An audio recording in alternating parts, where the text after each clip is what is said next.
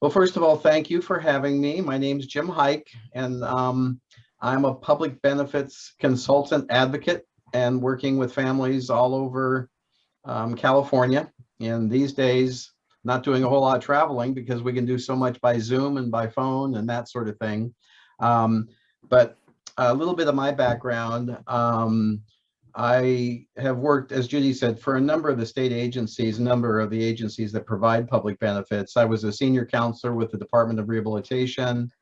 I served as Associate Dean of Special Ed for the Community College's Disabled Student Services program in San Diego. I was recruited then to come up north to the Chancellor's office, the Community College Chancellor's office, to launch the statewide foundation for the community colleges. And we ran a lot of programs for the disabled and established high-tech centers at all 106 community colleges. And then I got recruited over to be executive director of Alta California Regional Center, which is one of the 21 regional centers in California. We'll talk a little bit more about that. Also, my brother-in-law was my wife's brother was a consumer of the regional center, so we've sat on both sides of the table and know how that is. Okay, so let's get started. Let's see. Okay, perfect. So there's various types of public benefits. Some are what's called needs-based. That means they're means tested, and we'll get into that. That means there's financial criteria. There's other programs, public benefit programs, that are what's called entitlements. And then there's other programs such as the Regional Center. So we'll be hitting all of these. We're going to be covering a whole lot of material. So I'm glad that you have the PowerPoint. And if there's any questions, we'll save time for the end. And you can always give me a call later. My contact information is on the PowerPoint. So let's first talk about Supplemental Security Income, SSI. This is a program that is for people who are disabled. And interestingly enough, it's also for people over the age of 65. But in our case, we're looking at the folks with disabilities. And there's really two requirements or two tests. One is that the person be disabled, and that's according to Social Security's definition of being disabled. And then there's the financial test, which is there's a resource test and an income test for being eligible for SSI.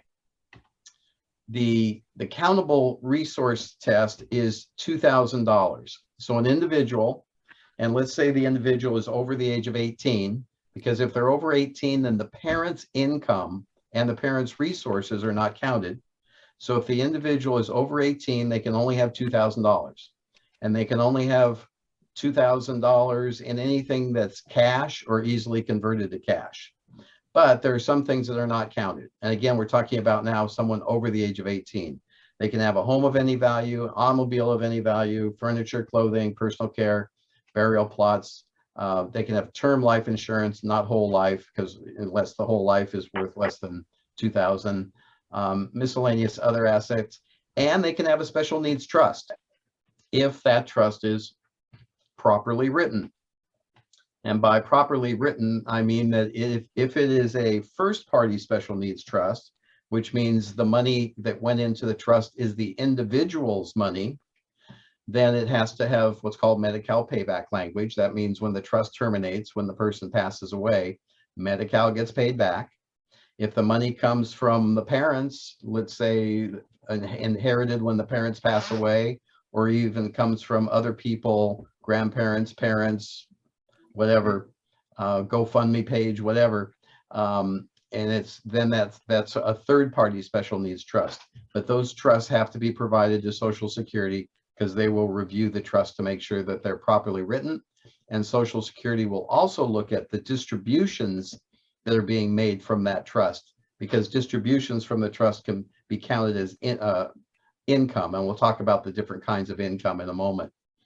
So again, the other part of being eligible for SSI is the income test. So the income isn't really a determiner necessarily of whether you're eligible for SSI, but the amount of income that the individual's receiving determines how much SSI they will receive. And so you have to forget about IRS rules, because Social Security doesn't use terms that are IRS terms. They divide income into 3 different types of income: earned income, which is wages; unearned income, which are cash, gifts, or inheritance; and in-kind income. That's when someone is paying for the individual's food or shelter. And the type of income will have a different effect on the SSI payment. Okay, so how is income treated by Social Security? Unearned income, after the first $20 received in any particular month, there's a dollar-for-dollar decrease in the SSI benefit. In-kind income, that's when someone is paying for the beneficiary's food and shelter. That can be up to a $281 reduction off of the SSI check. And there are ways that we can get around that by having the individual pay for their rent in their parents' home. I know it sounds strange, but we have a Social Security form that's a rental agreement that literally states that the adult is receiving SSI and is therefore able to pay parents for renting a room in their home, and pays for their own food. Then that can reduce the in-kind income, and the individual can get the maximum SSI check of $954. And in California, that's what the SSI maximum check is, $954. Now, I think everyone probably heard the other day that Social Security benefits are going to be increased by 5.9%, which is the most it's been in years and years. So the SSI checks are going to go up above $954. But then there's also earned income. So if the individual is on SSI and working, Social Security lets them earn $85, receive $85 in earnings, and not affect the amount of SSI they get in that month. But after that, it's a 50-cent reduction in their SSI check. So there's a bit of an incentive to be working. It's not a dollar-for-dollar reduction as it is with unearned income. How to stay off, I think one of the things that Judy wanted me to talk about was how to stay off Social Security's radar, so to speak, for SSI. In other words, once the person is on SSI and wants to try working, how can they work, earn some money, and not be reviewed necessarily by SSI and possibly have their SSI terminate? Social Security's definition of being disabled, and if you recall, that's one of the requirements for being on SSI, is being disabled under Social Security rules. And their operational definition is called substantial gainful activity. So if an individual has a disability and they're not capable of earning $1,310 a month, then they're considered disabled by Social Security.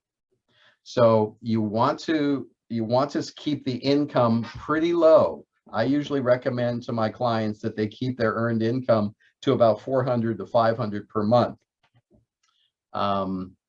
If they start, and when you're on SSI, you have to report your income to Social Security and provide pay stubs. So Social Security is going to know what you're earning if you're on SSI. But if you earn too much, it could trigger a disability review. Now, some people refer to the trial work period that Social Security allows, but trial work periods do not apply to SSI. They only apply to a benefit called Social Security Disability Insurance, and that's usually when the beneficiary, the adult disabled child, is pulling off of the parent's account. And a trial work period is triggered at 900 if the earning income is at $940 a month. That can trigger a trial work period, which allows the individual to try working for a while, for a 9-month period in a 5-year window.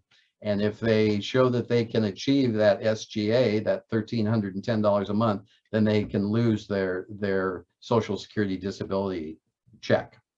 There's a way that we discount what the person is earning through what's called a work activity report, another Social Security form, where the individual maybe has a special employment situation where they may have a job coach, or they may not be expected to do as much work as someone else that's hired for the same job who doesn't have a disability. And let's say they're only doing 50% of the job that someone else would be expected. then we can have Social Security discount their wages, let's say by 50%, so that you stay under that 1310 or stay under the 940 number if you're on SSDI. Now, I've been talking about SSI for individuals who are over 18, because once they're over 18, only their income and resources are counted. However, many of you probably have children who are under 18. And if they're under 18, then the parent's income and resources are what's called deemed to the minor child. So in many cases, we have individuals who are not going to be eligible for SSI until they turn 18, because the parents' income and resources are counted. So if the parents have any sort of decent income or have any sort of decent bank account, that is what's called deemed to the disabled minor, and that makes them ineligible for the SSI. If you're on SSI, you automatically get MediCal, which is another really important benefit, and it's with no share of cost. In other words, there's no deductible that you have to pay each month for MediCal expenses to be paid. There are other ways to qualify for MediCal. There's under the Affordable Care Act, or Covered California as it's called in California, there's the MAGI MediCal, it's called, and that stands for Modified Adjusted Gross Income. There's Aged and Disabled Federal Poverty Level MediCal. There's a 250% working disabled. That's where an individual, they may lose their SSI and therefore lose their SSI-linked MediCal. But if they're earning any sort of money, they can still keep their MediCal and just pay a small premium. And then there's Aged, Blind, and Disabled MediCal, Aged, Blind, and Disabled Medically Needy MediCal. And that's where an individual would have to pay a share of cost, or they'd have to pay it's like a deductible. They would have to pay the first X amount of MediCal reimbursable expenses before MediCal would kick in. Moving on to in-home support services. If you're on MediCal, you're eligible to apply for in-home support services, or IHSS. In-home support services, it serves children and adults with disabilities who are unable to perform activities of daily living and cannot remain safely in their home without help. So to apply for IHSS, you must have MediCal. You must live in a home or an abode of your own choosing. You can't be in a group home. You can't be in assisted living. You can't be in a nursing facility. You have to be in your own home. It can be your parents' home. It could be apartment, condo, home, but it just can't be in a facility, because the facility is providing the services, these services to you. The amount of hours that are authorized under IHSS is done through an assessment that is conducted by a county social worker, and the social worker will assess the types of services that the individual needs and the number of hours that will be authorized for someone to provide those services to the disabled individual. And again, this is for both children and adults. The maximum number of hours that you can get under IHSS is 283. And what they look at are the needs of the individual in the following areas: what's called domestic services, sweeping, vacuuming, taking out the garbage, wheelchair cleaning, battery recharging, changing bed linens. They have a category called related services: meal preparation, meal cleanup, laundry, shopping, personal care, feeding, bathing, grooming, dressing, bowel and bladder, transportation and medical appointments, or alternative sources of services. So they look at every single one of these categories when they do their assessment, and they come up with the number of minutes and hours per month that are going to be authorized. But again, the maximum is 283. There's also a category where you can get hours for paramedical services. If the individual needs injection, breathing treatments, catheter changes, you can see all that, skin wound, suctioning, all the way down. Now, those have to be documented by the doctor. So it's another form that has to be filled out to state that the individual needs paramedical services. But again, that can give you some more hours, IHSS hours. Now, there's another special category called protective supervision, which many times applies to a number of folks who have autism. It is a protective supervision requires that there be a mental impairment or mental illness that causes functional limitations. And they look at three categories. They look at memory, orientation, and judgment. And the individual has to be severely limited in all three of those categories: memory, orientation, and judgment. And you can see a definition of what those are. And that's documented that's documented by the individual's doctor, who fills out another form and checks the boxes saying that this person, because of their memory, orientation, and judgment, needs to be supervised 24 hours a day in order to not harm themselves. That's what protective supervision is. Now, while IHSS doesn't give you 24 hours a day, it's for people who require 24-hour-a-day supervision. If you break out if you do the math on 283 hours per month, it really comes out to about 8 hours a day. But as part of this process, you have to write up a 24-hour protective supervision plan that says how the person's going to be watched or protected the other 16 hours a day. Even though the county through IHSS is only giving you 8, you have to have a plan that states that this individual is going to have protective supervision for the other 16 hours also. So a parent can be the IHSS provider. If it's a one parent, if it's a 2-parent home, one parent, if they're working full-time, the other parent can be the IHSS provider if that second parent is precluded from working full-time in order to remain at home to care for the disabled child. And working full-time, they define as 40 hours a week. So again, if you have a 2-parent home, one parent has to be working full-time, the other parent has to be precluded from working full-time in order to remain home to care for the disabled child, and then they can be the IHSS provider. Now, if it's an adult, there's not that requirement. The parent can, either parent or anyone else can be the IHSS provider for the disabled adult. Okay, moving on to another. We're hitting a lot of benefits here. There's another benefit through Social Security. We talked about one benefit through Social Security already. That was called SSI, Supplemental Security Income. If you recall, it was means tested, $2,000 resource limit, limited income. We're now going to talk about another benefit that you can get through the Social Security Administration called, it's a big long name, Social Security Disability Insurance / Childhood Disability Benefits. It's sometimes still referred to as by its old name as disabled adult child. So when you're talking to the claims reps at Social Security, they may say disabled adult child instead of childhood disability. It's the same benefit. Don't get confused. Okay, so what is this? How is this benefit different, and how is it determined?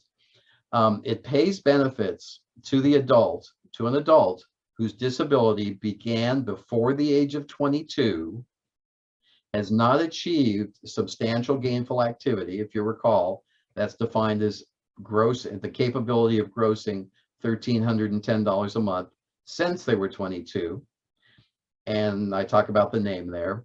The amount that the disabled adult child would receive is 50% of what the parent is receiving if the parent is on Social Security disability or Social Security retirement. It doesn't affect the amount that the parent gets. The disabled adult child's benefit is based upon what the adult is getting, what the parent is getting. And then when the parent passes away, the adult child will get 75% of what the parent was receiving at the time of their death. However, for the disabled adult child to pull off of the parent's Social Security account, the parent must have paid into the Social Security system have earned the required number of credits or quarters, and that can be, it's usually 10 years that the parent has to have paid in to the Social Security system. And again, the parent must be receiving Social Security retirement, Social Security disability, or deceased. And when you've got two parents that both meet those requirements, we always want to have the disabled adult child pull off the parent who's got the highest benefit amount, so that the adult disabled child will get the highest benefit. The great thing about Social Security childhood disability benefits is that after the adult child has been on this benefit for 24 months, they get MediCare. If you recall, on SSI, they got Medi-Cal. They got Medi-Cal immediately. With SSDI CDB, they get MediCare, but there is a 24-month waiting period. Now, we have some people, some adult disabled folks, who are on SSI and SSDI. And that's because the amount that they pull off of their parents' Social Security account is if the parents didn't have a really good income, then maybe the benefit that the adult child would get would maybe be, let's say, $400 or $500. That would still allow the individual to have some SSI of, let's say, $400 or $500. And then they would have both Medicare and Medi-Cal too. So we call it Medi-Medi. Here's a different benefit. It's really not a public benefit, but it's an important benefit to know about. If you haven't heard about this, you need to learn about it. They're called ABLE accounts. And in California, of course, California always likes to put its brand on everything. So they're called CalAble accounts. And it is a savings plan that allows individuals to put money away that's not going to be counted for SSI purposes or for any other benefit that's resource tested, such as Medi-Cal. The individual can only have one ABLE account. In California, they give you two different options. You can either put it in a straight savings account, or you can put it in an investment account. The beneficiary is always the owner, so the disabled person is the owner. And the account can be opened by the beneficiary or an authorized legal rep, a parent, legal guardian, anyone can open it. And you open these accounts online. You just Google CalAble and it'll take you right to it. So who's eligible for this? The person must be disabled prior to the age of 26. And the criteria or the documentation necessary for this is pretty easy. It's nothing like applying for SSI or regional center or whatever. Just a letter from your doctor or from the individual's doctor saying they were disabled prior to the age 26 is sufficient. And that they meet the criteria for disability benefits like SSI or SSDI. Self-certification, that's what I was talking about, has been diagnosed by a qualified physician with physical or mental disability resulting in marked and severe limitations that is expected to last at least 1 year. So what can you put into this ABLE account? You can only put, the individual can only put $15,000 per year into the CalAble account. I think my slide is incorrect. I don't know why it says build the account up to $529, because you can't do that. You can have, well, I guess you can. You can build it. I guess that's right. You can put $529,000 into it, but only $100,000 of it is disregarded by Social Security for eligibility purposes for SSI. So yeah, you can use it as a savings account, but you're going to defeat the purpose if you put more than 100,000. So again, 15,000 a year, 100,000 maximum. If you are working, if the individual is working, they can put a little bit more in into the account. But basically, it needs to be held to 15,000 annual and 100,000 maximum. Now, what about distributions from that CalAble account? An ABLE account growth is taxed and penalty free as long as it's withdrawn and spent by what they call qualified disability expenses. So any expense that's related to the designated beneficiary as a result of a life with disabilities, this thing is blocking out a little bit there, result of living a life with disability that helps maintain and improve their health, independence, or quality. The categories are very, very broad as to what the CalAble accounts can be used for. So there really doesn't have to be the worry that, well, if you put the money in there, you're not going to be able to take it out. But they're intentionally broad. They include education, housing, transportation, healthcare expenses, and more. It can be everything from replacing windows, new HVAC, walk-in tubs, housing, just lots of different things to spend it on. Now, I don't know if I have a slide on this. I don't think I do, but we many times, let me back up. There are ways to I think, as if you recall on SSI, it talked about the fact that the individual is having someone else pay for their food and shelter, their SSI check will go down. Well, if it's if the CalAble account is paying for the person's rent, then they don't get that SSI reduction. So you can have someone, anybody can contribute to the CalAble accounts. So you can have someone put the money in the CalAble account. The CalAble account can make a disbursement to the landlord, not to the individual, because it'd be counted as income, but to the landlord, and it will not result in a in-kind reduction in the SSI check. So it's you can't do that for food, but you can do it for rent. Okay, next. So some people say, well, which do I choose? Do I do a special needs trust or do a CalAble? Well, CalAble, you can put your unspent work earnings, your Social Security benefits, small inheritance, if you have a litigation settlement. It can even have funds from the special needs trust go into it. As I said before, you avoid the reduction in SSI if it's used for rent. And it's good as a secondary tool to a special needs trust, but it is limited. You can only put $15,000 a year and a maximum of 100. So many times the funding of a special needs trust is dealing with larger amounts of money than that. Okay, moving on to regional centers. Regional centers were created under the Lanterman Act. They're, despite what people think, they are not state agencies. They are nonprofit, private corporations. They each have a board of governors, board of directors. There's 21 of them in California, and on the board are parents of individuals with disabilities and also individuals themselves with disabilities. The regional centers, each of the regional centers contract with the Department of Developmental Services. And the mission of the regional centers is to provide or coordinate services and supports for individuals with developmental disabilities. Here's a map of showing just sort of the breakdown of where the 21 regional centers are in California. And you can see Orange County down there. You can see just in LA, you've got 1, 2, 3, 4, 5, 6, 7 regional centers just in the LA area.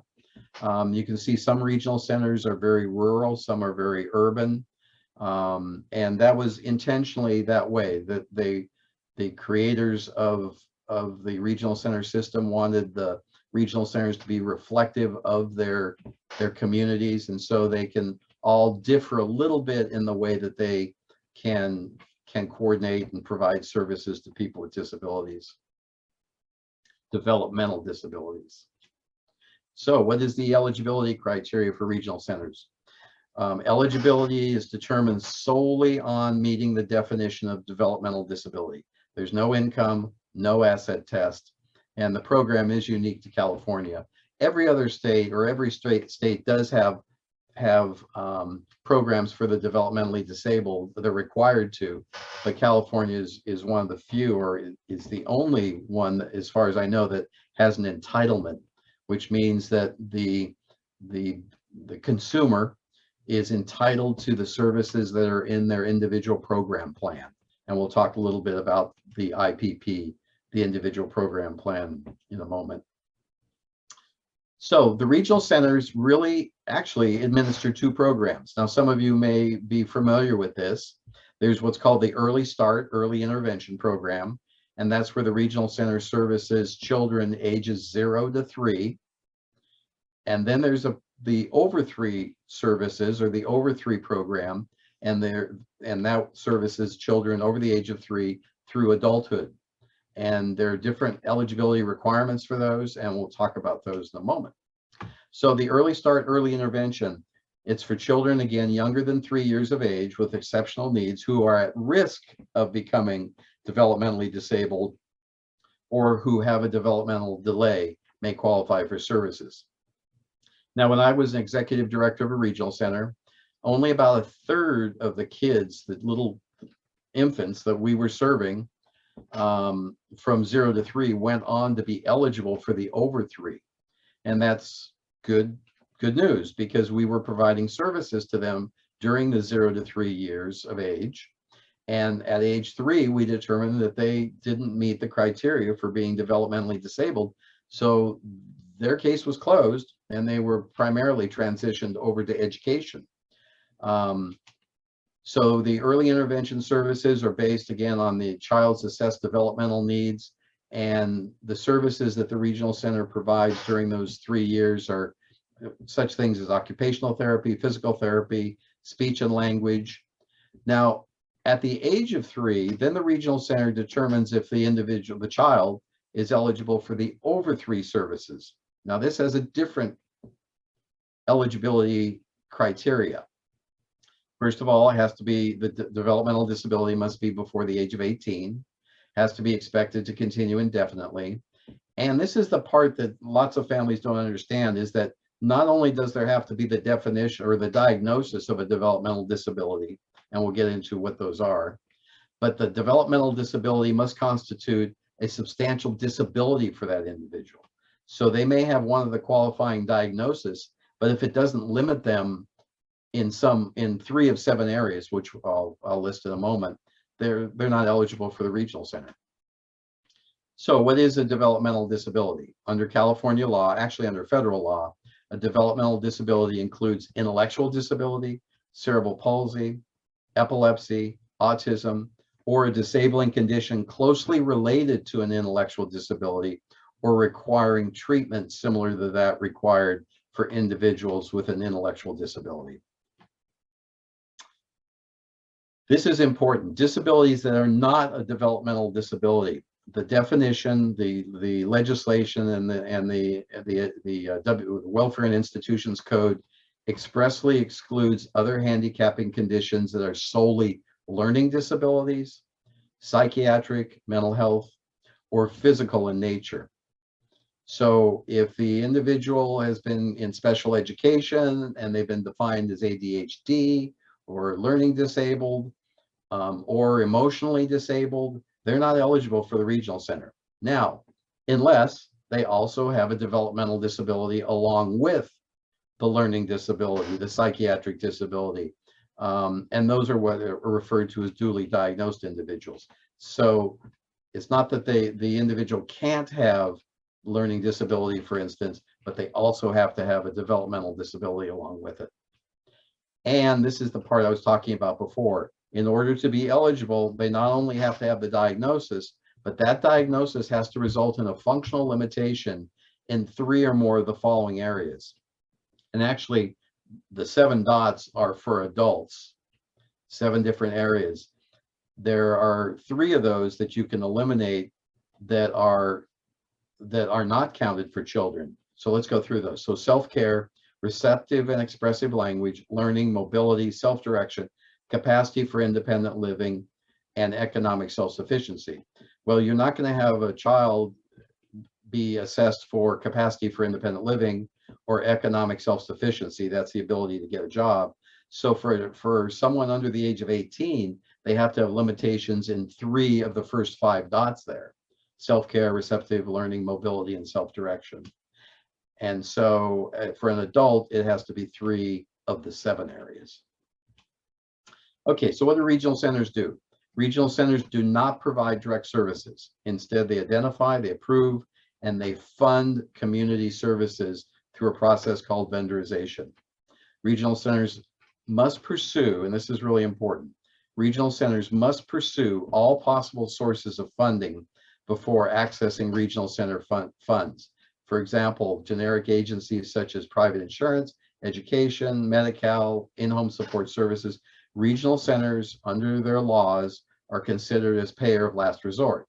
So you can identify a service that you feel that your child, either minor child or adult child, needs, but if that service can be provided by another agency, then you've got to first go to that agency and see if they will provide it, And sometimes the regional center even requires that you get a denial from those other sources before the regional center will consider paying for a service.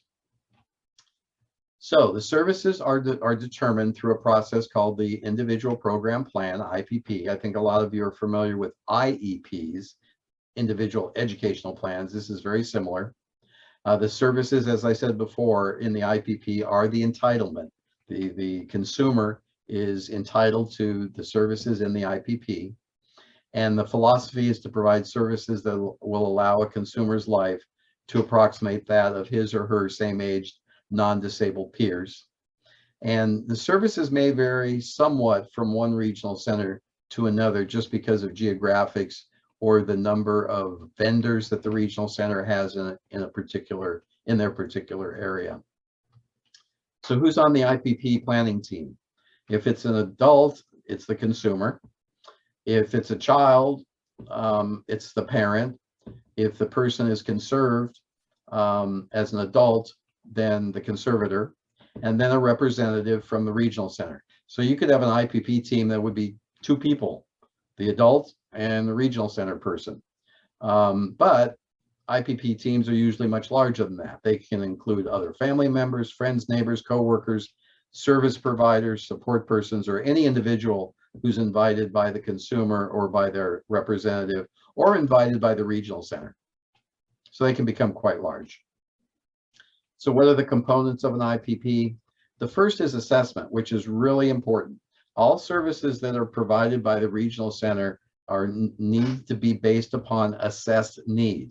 So many times I'll have parents say, well, we couldn't get this service, this particular service. And the first question I'll ask is, well, was there an assessment done to show that your son or daughter needed that service? Because until it's determined that the service is needed, then you can't go to the next step, which is to see how that need that assessed need can be addressed or met. The IPP should have goals, long-term goals, short-term objectives, and the services and supports to achieve the goals and objectives are in the IPP, whether or not they're funded by the regional center or not.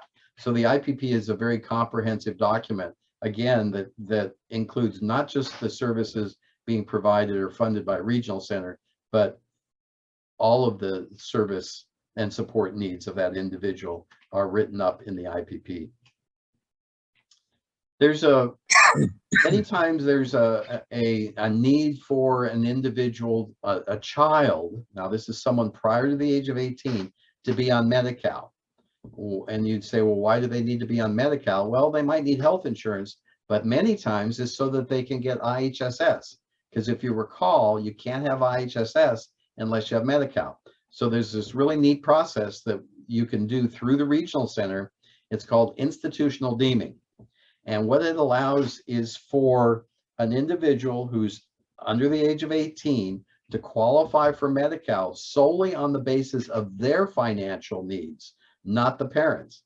Because just as on SSI, if you recall, if the person is under 18, the parent's income and resources are counted. MediCal follows the SSI rules. But with this process, only the child's income and resources are looked at, and children usually don't have a whole lot of income or resources. So what is the process? The regional center consumer, age 3 to 18, has to be funded for at least one service from the regional center. That usually can be respite. The regional center places the child onto the Medicaid waiver program. DDS just stands for Department of Developmental Services. And the regional center requests that the local MediCal agency institutionally deem the child on the MediCal. And again, that's only looking at the child's income and resources. And the big benefit of this, of course, is that it then allows the child who may not be eligible for SSI or SSI linked MediCal, but they can get on MediCal through this process, then they can apply for IHSS. Okay, so what kind of services does the regional center provide? And again, it's always based upon assessed need. Residential services, board and care homes, such as group homes, those are required to be funded by the individual's SSI or SSDI if they're on that, off their parents' account. And then the regional center. So you, in a group home, they're referred to as board and care homes or community care licensed homes. It's all the same thing. So the individual would be on SSI, and this is for adults. They very seldom did we ever place children into group homes, but it can be done. The home has to be licensed for children, but you're usually looking at adults. So the individual would be on SSI. The SSI rate for someone in a group home is higher than $954. It's a little over $1,000. So that $1,000 minus about $100 of what's called P&I money, personal and incidental money that would go to the consumer, is paid to the group home, and then the regional center pays the balance. And that can be as much as $4,000 or $5,000 a month. So that's a big ticket item that the regional centers pay for, along with the SSI or SSDI pays for it. And that can be, there's no limit on how long that can last. Now there's another setting that regional centers place people into, and that's MediCal funded, and they're called intermediate care facilities for the developmentally disabled. So that's paid for by MediCal, and it's more of an institutional setting. It's usually much larger than a 6-bed facility, which is what group homes are. Now there's other services that the regional centers can provide having to do with preparing an individual to live independently, either in their own home or out on their own. And that's a service called Independent Living Skills Training. I forgot to put the word living in there. Independent Living Skills Training. And that's where the regional center has a vendor assess the skills that an individual has to live on their own, and has the vendor train them on the skills that they need to live independently. And that service can be provided even in the parent's home. It used to be that ILS was only provided when an individual was within about 3 months of moving out of their parents' home. But now the regional centers are providing ILS even if the plan is for the consumer to remain in the parent's home, but through the ILS, training them on independent living skills, it will allow the individual living in their parents' home to be more independent. In other words, be able to do more things in their parents' home, whether that be cooking or shopping or cleaning or laundry or whatever it happens to be. They can learn those skills even if they're not moving out on their own. Now, there's another way that consumers can move out and live on their own, and that's called supported living services, or SLS. And that's where it cannot be provided in the parent's home. It has to be in the consumer's own home. And that has to be an apartment or a condo or a house. And that a condo or apartment or house is not paid for by the regional center. So this many times falls to families that can, afford a separate residence for their disabled adult child. And it is, again, not in the parent's home. And there's an agency, an SLS agency that the regional center pays to provide support to the individual in that setting, and the number of in their own home, and the number of hours that the regional center will pay for that staff person to be there is based upon need. Now that can be 24/7. When I was running a regional center, we had over 250 people in supported living, and some of them needed 24/7.